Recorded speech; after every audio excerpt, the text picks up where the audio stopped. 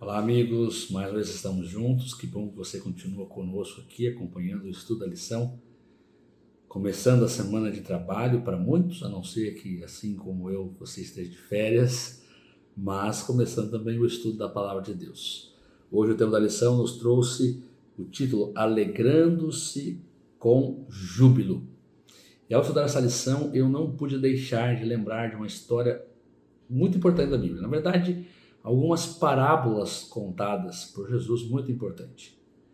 E elas estão no capítulo 15 do livro de Lucas, do Evangelho de Lucas, que aqui nós muitas vezes comentamos que é o capítulo dos perdidos, né? E começa então no versículo 3 com a parábola da ovelha perdida, depois vem então a parábola da dracma perdida e por fim a parábola do filho pródigo. E eu gosto muito dessas parábolas porque essas parábolas nos apresentam um Deus festeiro. Calma aí, irmão. Fique tranquilo. Não é heresia, você vai entender. Mas é que cada final dessa parábola é apresentada a seguinte expressão. Versículo 7, por exemplo, falando da parábola da ovelha perdida, diz assim: digo-vos que assim haverá maior júbilo no céu por um pecador que se arrepende do que por 99 justos que não necessitam do arrependimento.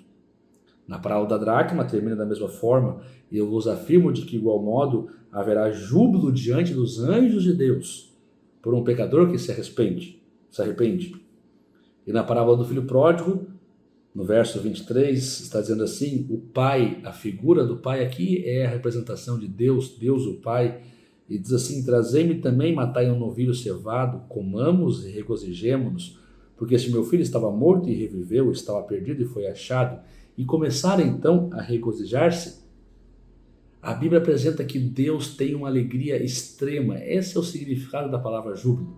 Uma alegria extrema, uma alegria empolgante, uma alegria talvez até difícil de descrever. Deus tem essa alegria cada vez que um pecador se arrepende.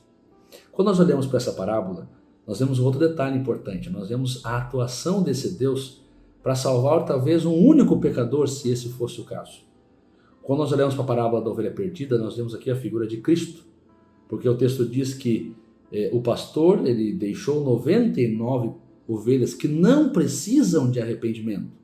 Bom, no mundo que nós vivemos hoje, todos nós precisamos de arrependimento, todos nós somos pecadores. Ou seja, a parábola nos dá a entender que o pastor aqui não está no contexto do mundo, mas Cristo deixou o ambiente do céu, os anjos, que não são pecadores como nós, para descer a esse mundo, morrer pelo ser humano pecador. Na segunda parábola, nós vemos aqui a dracma perdida. E a mulher só consegue achar a sua moeda quando ela então começa a limpar a casa e ela acende uma lamparina. E essa luz significa a atuação do Espírito Santo em nossa vida, nos iluminando, nos dando direcionamento, nos conduzindo na verdade e na justiça. E na terceira parábola nós vemos aqui a figura de Deus o Pai, aquele que está sempre disposto a perdoar, aquele que está de braços abertos para receber o ser humano pecador. Nessas três parábolas vemos a figura de Jesus, do Espírito Santo e de Deus o Pai.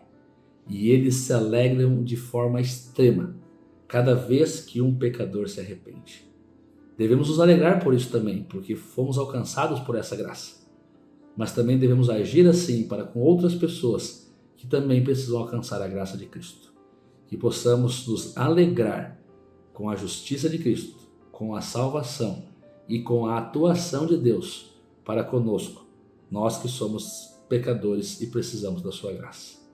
Que Deus continue te abençoando e que você continue firme no estudo para aprender mais lições a respeito do amor de Cristo.